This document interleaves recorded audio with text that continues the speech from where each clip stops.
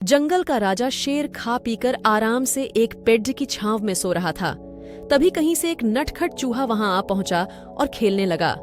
खेलते खेलते वह शेर के ऊपर चढ़ गया। कभी वह शेर की पीठ पर दौड़ता तो कभी सिर पर चढ़ जाता। कभी वह उसके कान पर झूलता तो कभी पूंछ से खेलता। उसे बड़ा मजा आ रहा है और उसकी उछल कूद बढ़ती जा रही थी। नटखट चूहे की धमाचौकड्डी से शेर की नींद टूट गई। आंख खोलकर उसने देखा कि एक छोटा सा चूहा उसके ऊपर खेल रहा है। उसे बहुत गुस्सा आया और उसने चूहे को अपने पंजे में दबोच लिया। शेर के पंजे में आते ही चूहे डर गया और थर थर कांपने लगा। शेर बोला, बदमाश चूहे, तेरी इतनी हिम्मत कि तू जंगल के राजा शेर की नींद में खलल डाले। अब तेरी खैर नहीं, मरने के लिए तैयार हो जा। अब मैं तुझे मार कर खा जाऊंगा। मौत सामने देख चूहा गिट गिट धाने लगा। वनराज, मुझे क्षमा कर दें, मुझसे बहुत बड़ी भूल हो गई। मुझ जैसे छोटे से प्राणी को खाकर आपको क्या मिलेगा? आपका पेट तो भर नहीं पाएगा।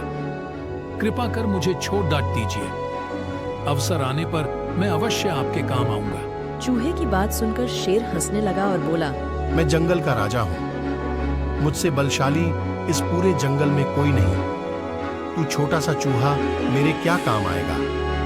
लेकिन फिर भी मैं दया करके तुझे प्राणदान देता हूँ। मेरी नजरों से दूर हो जा और आइंदा कभी मेरी नींद में खलल मत डालना। चूहा धन्यवाद कहकर वहां से चला गया। कुछ दिन बीते। एक दिन शेर जंगल में शिकार के लिए घूम रहा था कि वह शिकारी द्वारा बिछाए जाल में फंस गया। उसने बहुत प्रयत्न किया किंतु जाल से बाहर नहीं आ पाया। वह मदद के लिए दहाड़ने लगा। शेर की दहाड़ वहां से गुजर रहे एक चूहे के कानों में पड़ी। यह वही चूहा था जिसे शेर ने दया कर प्राणदान दिया था। चूहे दहाड़ की दिशा में गया तो शेर को जाल में फंसा हुआ पाया। उसने फौरन अपने नुकीले दांतों से जाल काट दिया। शेर आजाद हो।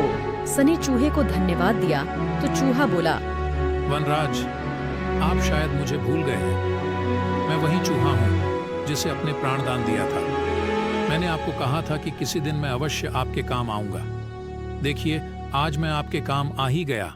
शेर को वह दिन याद आ गया और उस दिन की अपनी सोच पर बहुत पछतावा हुआ कि जिस चूहे को उसने तुच्छ समझा था, उसी की सहायता से वह शिकारी से बच पाया है।